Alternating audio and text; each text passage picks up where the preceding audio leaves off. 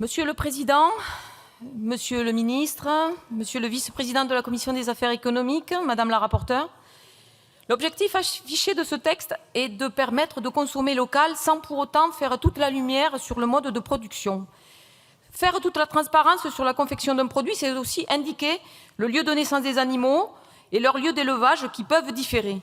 Faire toute la transparence, c'est indiquer également le mode d'élevage en plein air, en bâtiment intensif ou en ferme-usine, ainsi que l'alimentation des animaux. Si les consommateurs sont effectivement en très grande majorité en demande d'un meilleur étiquetage, c'est dans le cadre d'un acte d'achat vertueux global.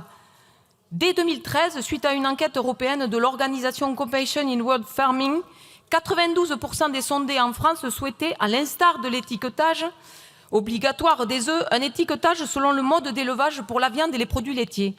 Je m'adresse donc au Rassemblement national. C'est un vœu pieux de votre part de favoriser une consommation française, qu'importent les conditions, sans donner aux consommateurs la possibilité d'une transparence globale, notamment sur la densité des élevages, la nature et le lieu de production de l'alimentation du bétail. L'origine ne changera pas tout.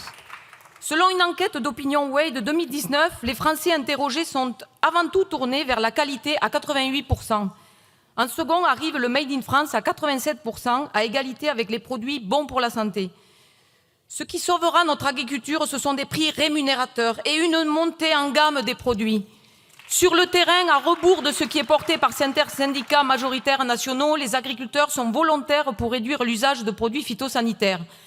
Sans doute parce qu'ils savent que ces produits nuisent aussi à leur santé. De nombreuses études confirment le lien entre certains cancers de la prostate, du méliome ou du lymphome chez les agriculteurs et l'utilisation des pesticides. Entre autres, il y a l'étude Agrican sur la base de questionnaires envoyés depuis 2005 aux 180 000 affiliés à la mutualité sociale agricole.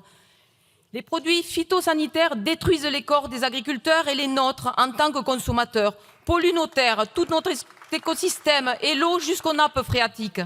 Là encore, le Rassemblement national se révèle être une escroquerie. Il n'y a qu'à regarder la réalité de ce texte.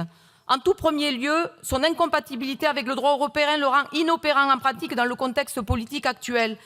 Madame la rapporteure du Rassemblement national, le reconnaissant elle-même.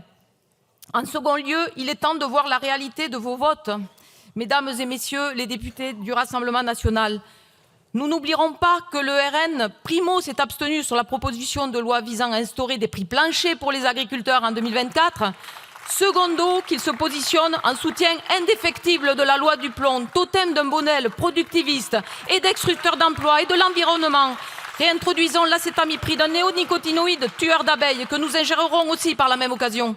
A contrario de la loi du plomb, il faut transformer la politique agricole commune, engager la sortie du système actuel d'aide à l'hectare qui pousse à l'agrandissement démesuré au détriment des fermes paysannes pour aller vers un système de contrat de transition agroécologique et de paiement pour services environnementaux qui comportent les aides à l'agriculture biologique. En complément, il faut d'ambitieuses aides à la transmission, à l'installation, pour l'implantation de nos jeunes agriculteurs et pour soutenir les projets territoriaux qui participent au circuit court et à l'approvisionnement de la restauration collective de proximité.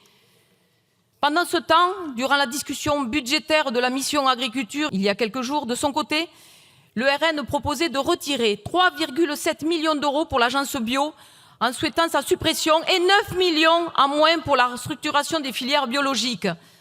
Dans cette même discussion budgétaire, il assumait également de soutenir une baisse du Fonds national des risques en agriculture, un dispositif d'aide des exploitations agricoles ayant subi des pertes résultant de calamités agricoles. Le RN valide une suppression de 90 millions pour ce dispositif. Pour soutenir effectivement les agriculteurs, je propose au Rassemblement national de voter pour une augmentation au niveau du SMIC, des pensions de retraite, pour une carrière complète et pour l'augmentation du minimum vieillesse au niveau du seuil de pauvreté. Voilà deux mesures concrètes pour nos agriculteurs, souvent très impactés par de très faibles retraites.